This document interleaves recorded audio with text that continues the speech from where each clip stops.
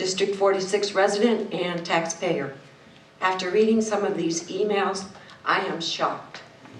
I feel that certain members on this board are not representing the good teachers in this district, the students, or the taxpayers. They are representing themselves and the union, and somebody needs to clean this up. This is about plain old corruption. When you start paying 18-year-olds to register to vote, you've automatically expanded the circle and you've contaminated the community further. Yeah. And it's time to put a stop to it. Yeah, right.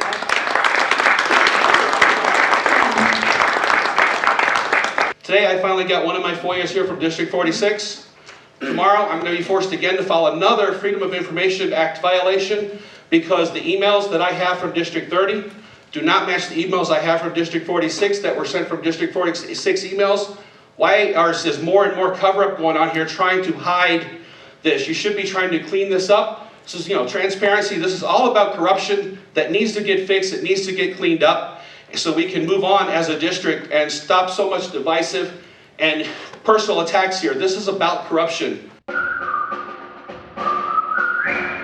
This is the talk show that takes a no-holds-barred approach to politics, where truth and integrity are the standard and the Constitution honored. From Renaissance Studios, this is Champion News Talk Radio.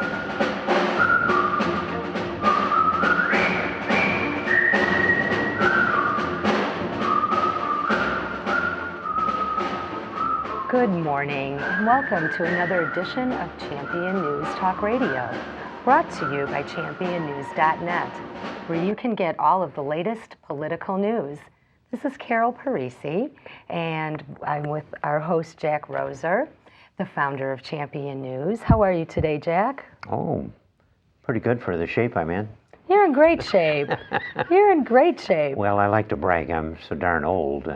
Guess I'm lucky to still be kicking hard. You're doing great. Well, Jack, today on our show, we have Marshall Norris and Paul Mitchell. Good morning. Good morning. Good morning. And we're going to be speaking today about School District 46 in Grays Lake. And I'm sure our listening audience is going to be compelled and stunned when they hear what's actually going on in this school district. So let's... What is it with these people that they're picking on our wonderful education system here in Illinois? Why is there so much dissatisfaction? Well, I think they've uncovered some things. Well, Jack, we want to know where the money's going. Yeah. I mean, as you know, in America, we spend more per student than virtually anywhere. That number has simply gone up and up, and there are not the comparable improvements in achievement. In District 46, we've had one school board member who's been trying for the last 2 years to bring some level of transparency and fiscal accountability to this board. We've had activists who've been trying to learn more about what happens with this board and with this school district, because we have our children in this district.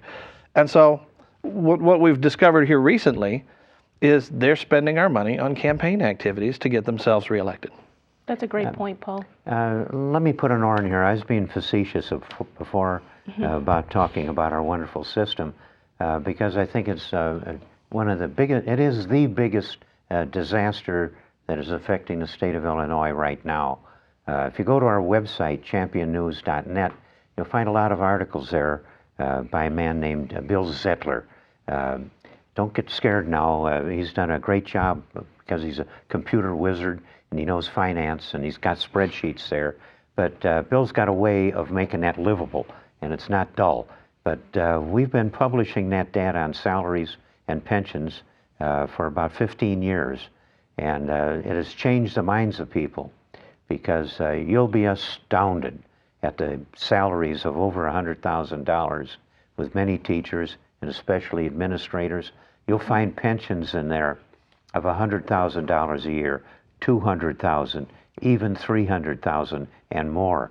Pensions that 95% of us out here that have nothing like that are paying for that, for the 5% that have got these crazy high salaries and pensions.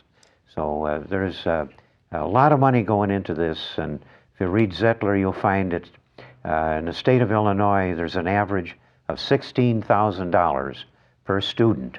And that includes, that happens to be the average for the city of Chicago and the statewide average, $16,000 per student. Think of it. If you had 20 kids in a classroom, that'd be over $300,000 being spent on that child. The teacher's getting a whopping big salary for a short-time job, probably something like $60,000. And don't be kidding about starting wages, because they're about $44,000.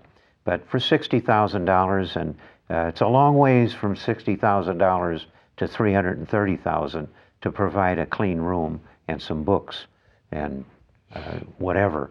Obviously, there's something way seriously wrong with both the cost and quality of the K-12 school system. Well, how did all of this unfold? How did you find these things? When did you start becoming interested in this? How long has this been going on? Lots of questions, but I think our listening audience would like to hear about this District 46 and some of this electioneering during Well, just to put some background to it, we've had a number of people who've been working on this for several years. It started with a man named Lenny Jarrett. Lenny had kids in the school district, and when the school district was doing a referendum, he wanted to find out, what was this referendum really for? What's the money really going towards? And so he began to show up to school board meetings and ask questions. And in the classic tradition of Chicago politics, what he got was, we don't want nobody, nobody sent. They told him to go away. They told him to shut up, and that just set off red flags. The language is suitable. That's about how they educate people to talk. Exactly. They sure don't teach them arithmetic either. Public schools. Whenever people call me stupid, I always remind them that I'm a product of public schools. Me too, especially when I can't spell. But so Lenny began doing FOIA requests. He began doing Freedom of Information Act requests, and he began doing research, and he learned about who the players were, their interrelationships. And then 2 years ago, Michael Carbone, another local man, he had children in the school district. He's going to be joining us in a little bit. And so Michael ran as a write-in candidate for an open seat on the school board and was elected. And he has been the lone voice trying to bring transparency and accountability to the school board for the last 2 years that he's been on the board. One thing that Lenny and Michael had done, and a number of other people had done, was that they were trying to educate their neighbors and their friends about what happens in a school district, how the school district is run, and they were able to get several other people to run for the school district. And Marshall was one of those. Okay. Kip Evans was one of those. Shannon Smielgelski also stepped up to run for the school district in our recent election last month. And at that point, things began to get really interesting. We had 3 openings on the school board. 2 of the incumbents were running for re-election. The 2 incumbents who were running for re-election were Mary Garcia, who was the school board president.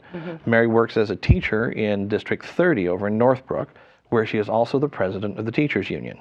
Okay. Now, so she's president of the teachers union, as well as a superintendent of your school. No, she's the president of the school board. President in D46. Okay. And president of the teachers union in D30. Oh, okay. So the school board is supposed to be dealing with the unions and determining salaries and all, but she's also president of the teachers union from another district. Exactly. That's interesting. Very clear conflict of interest. I would have thought so. I hope the voters didn't let that stand. Well, she was not reelected. That's a good thing. But now I have a question. So you've been working on this. Now, did you get help from outside resources? How did you guys find out and figure out how to do this? Marshall. Well, before I answer that, I'd like to go back to how I got involved a little bit more, if that's okay.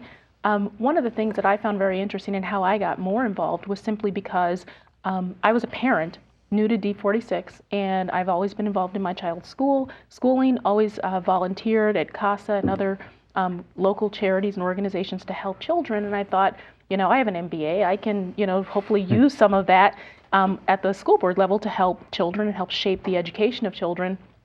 And what I found was very interesting, because up until I actually ran for the school board, I had never even met Paul Mitchell. But I continually was attacked, and I was told, you're a Tea Partier, you're this, you're that, and called names and lambasted.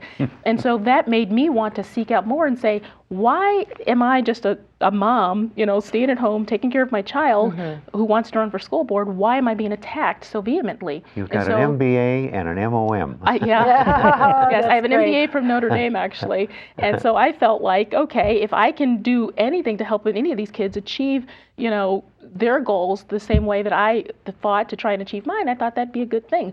So what I did was I went and I sought out, Mr. Mitchell, and I introduced myself, and I wanted to say, okay, well, you're a member of the Tea Party.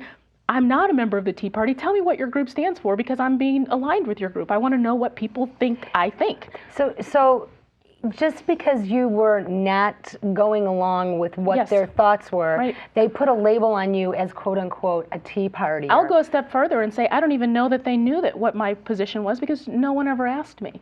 No one. So you had school board members that were campaigning against me. You had Mr. Millington, who's now the school board president, campaigning against me, yet he never sat down with me once to say, what are your views on education? I had Karen Weinert, other folks who actually campaigned against me, but not one of them ever sat down with me to say, what are your views? Why are you running? You were just not part of their clique, is what I'm hearing. It's more than clique. This is a very fruitful occupation, being an administrator especially, or even being a teacher. It pays a fantastically high salary and pension, and you don't get fired. Only about 6 get fired in the whole bloomin' system every year in the whole state. So it's a job you can't be fired from. And I ran on the platform of accountability. They give you evidence up in Wisconsin, the kind of fighting they did in the streets. That was teachers that were protecting the really soft job they got that pays a great deal. It is a very easy job. Don't tell me that it's hard with those kids. They aren't working on the loading dock. And Jack, some of those were teachers from D46. I was going to say, I think there's some interesting things that are going to be coming out in this conversation today. But interesting enough, though, that it's not just about teacher salaries or about pensions or things like that. The issue that we have in Grays Lake is that.